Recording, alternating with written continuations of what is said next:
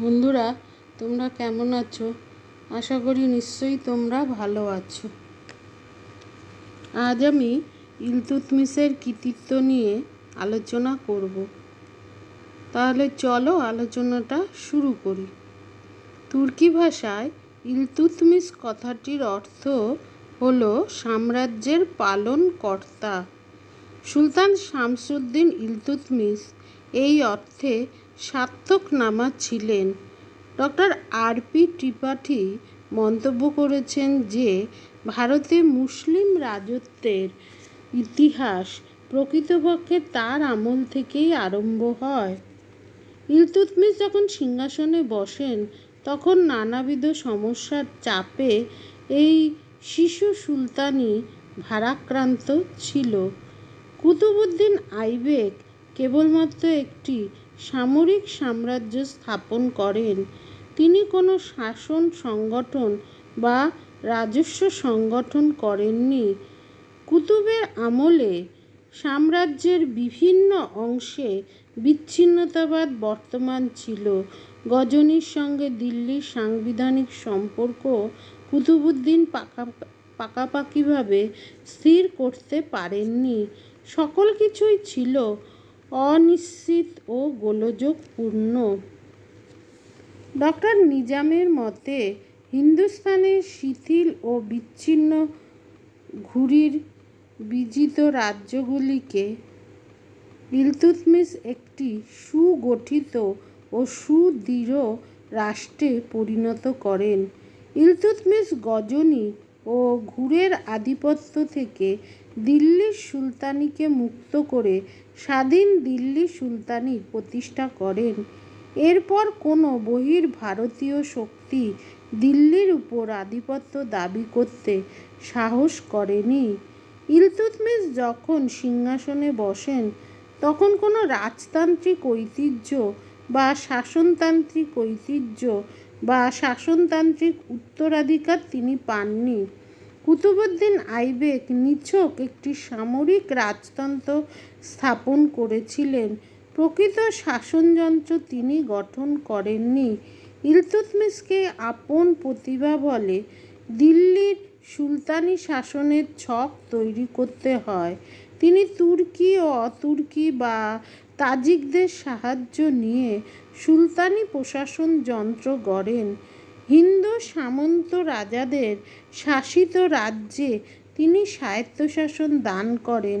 ইকতা প্রথা দ্বারা সাম্রাজ্যকে বিভিন্ন জেলায় ভাগ করেন। ইলতুৎমিশ দিল্লির আন্তর্জাতিক মর্যাদা বৃদ্ধি করেন। সেটা কি করে? ইলতুৎমিশ উপলব্ধি করেন যে স্বাধীন সুলতানির রাজধানী হিসাবে দিল্লির কোনো মর্যাদা ইসলামীয় জগতে নেই। দিল্লির তুলনায় লাহোরের নাম ছিল বেশি পরিচিত।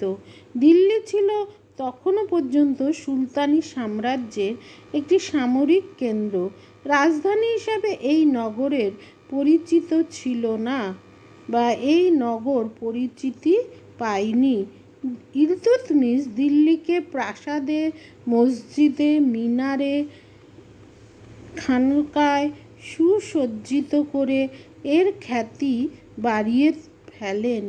তিনি কুতুব মিনারের নির্মাণ কার্য সমাপ্ত করেন। ইসলামীয় জগতের বিখ্যাত জ্ঞানী গুণীদের এনে দিল্লিতে বসবাস করান। তাদের প্রভাবে দিল্লির নাম ইসলামীয় দুনিয়ায় ছড়িয়ে পড়ে। হযরত-ই-দিল্লি দিল্লি নগরীর মহিমা বিদেশে উপলব্ধি করা হয়। এরপর থেকে একাধিক ক্রমে দিল্লির উন্নতি মধ্যযুগে ঘটতে থাকে। শিশু সুলতানির চারাগাছটি রক্ষা করার জন্য ইলতুৎমিশ বিশেষ বুদ্ধিমত্তা ও কূটনীতির পরিচয় দেন। তিনি চেঙ্গিসের আক্রমণ থেকে কূটকৌশলে সুলতানিকে রক্ষা করেন। বাংলার খলজি বিদ্রোহ ও রাজপুত বিদ্রোহ দমন করে তিনি সুলতানি সাম্রাজ্যের সীমাকে অক্ষুণ্ণ রাখেন।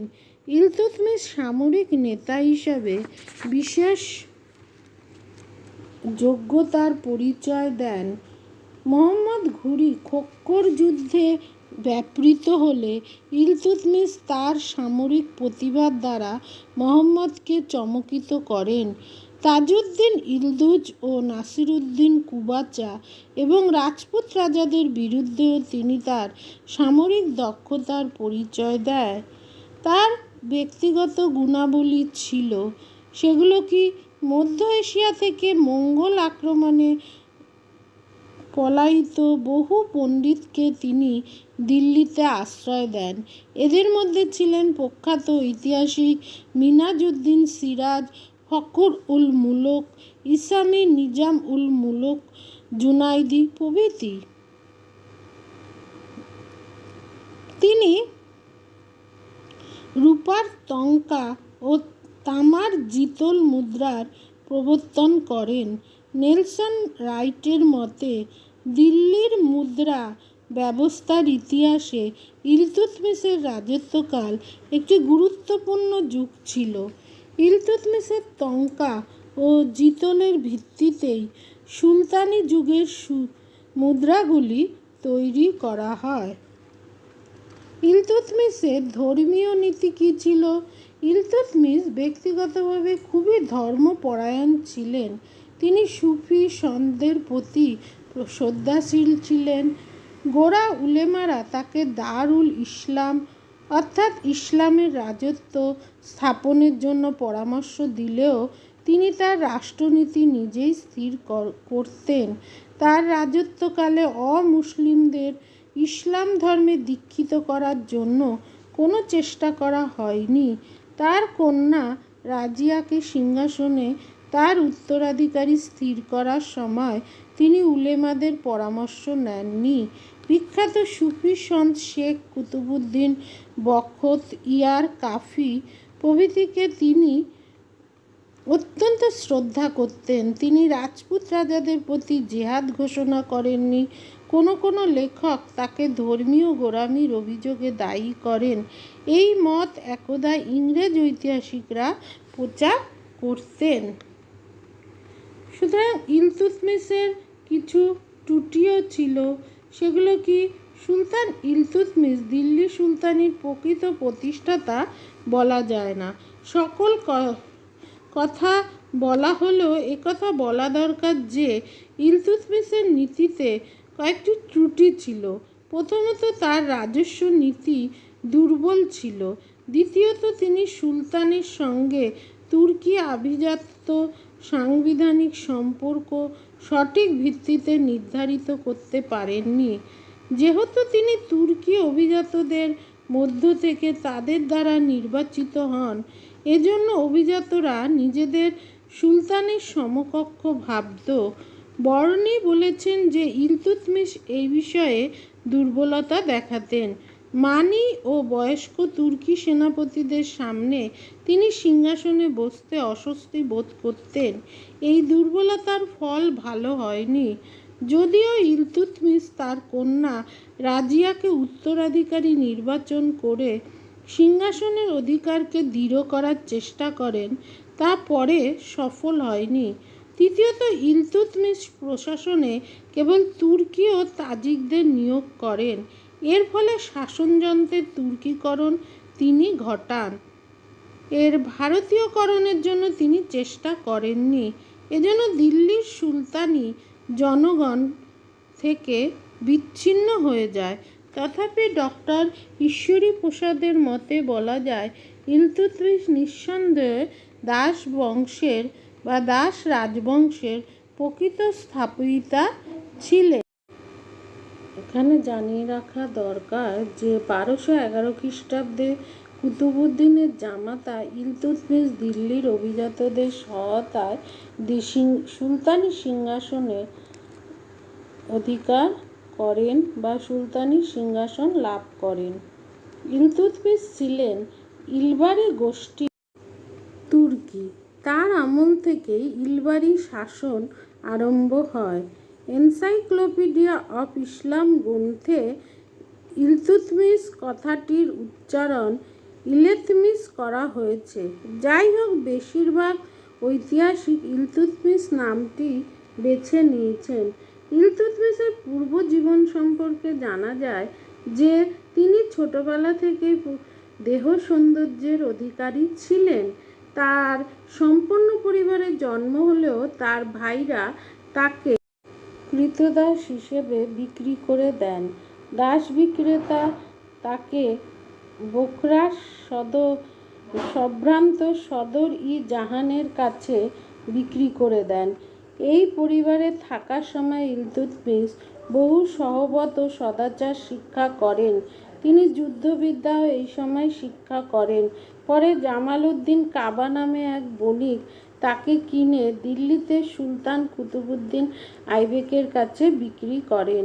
কুতুবউদ্দিন তার দেহ সৌন্দর্য ও সাহসিকতায় সন্তুষ্ট হয়ে তাকে বিভিন্ন দায়িত্বপূর্ণ পদ দেন এবং শেষ পর্যন্ত তিনি বাদাউনের শাসনকর্তা নিযুক্ত হন।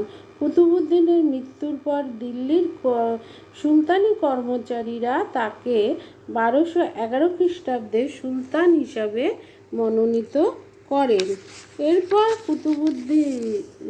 কুতুবউদ্দিনের মৃত্যুর পর তিনি দিল্লির সুলতান হলে তিনি 1228 খ্রিস্টাব্দ থেকে 1236 খ্রিস্টাব্দ তার মৃত্যুকাল পর্যন্ত তিনি অব্যাহতভাবে সংগঠন নীতি অনুসরণ করেন। খারজম শাহের আক্রমণে সিন্ধুতে নাসিরউদ্দিন কুবাচা শক্তি ক্ষয় হয়। সেই সুযোগে ইলতুৎমিশ কুবাচাকে আক্রমণ করেন। ইলতুৎমিশ তাকে ভাস্করের যুদ্ধে পরাস্ত করলে তিনি সিন্ধু নদের জলে ডুবে আত্মহত্যা করেন। সিন্ধু ও মুলতান ইলতুৎমিশের অধিকারে আসে। বাংলার আলীমর্দান খলজি বিদ্রোহ ঘোষণা করলে তাকে হিসাম উদ্দিন খলজি হত্যা করেন, কিন্তু হিসাম উদ্দিন নিজে গিয়াসউদ্দিন খলজি নাম নিয়ে স্বাধীনভাবে সিংহাসনে বসেন। ইলতুৎমিশের পুত্র নুরউদ্দিন তাকে নিহত করেন। এরপর বলকা খলজি বাংলার সিংহাসনে স্বাধীনভাবে রাজত্ব করার চেষ্টা করলে ইলতুৎমিশ তাকে নিহত করে বাংলা সুলতানি শাসনে আবার পুনঃপ্রতিষ্ঠা করেন। ইলতুৎমিশ এরপর রণথম্বর, গোয়ালিয়র, কনৌজ, কালিঞ্জর পুনরায় দখল করে সুলতানি সাম্রাজ্যের সীমাকে পুনরায় ন্যায্য সীমায় স্থাপন করেন। ইলতুৎমিশ লক্ষ্য করেন যে তুর্কি মালিক ও আমিররা তার সঙ্গে সমান মর্যাদা দাবি করছেন। তিনি তার বৈধতা ও রাজকীয় মর্যাদা স্থাপনের জন্য 1229 খ্রিস্টাব্দে খলিফার কাছ থেকে ফরমান লাভ করেন। এর ফলে দিল্লির সিংহাসনে তার বৈধ অধিকার প্রতিষ্ঠিত হয়, কারণ মুসলিম জগতে খলিফার পরোয়ানা ছিল বৈধ অধিকারের স্বীকৃতি। আজ আসি, দেখা হচ্ছে পরবর্তী ভিডিও।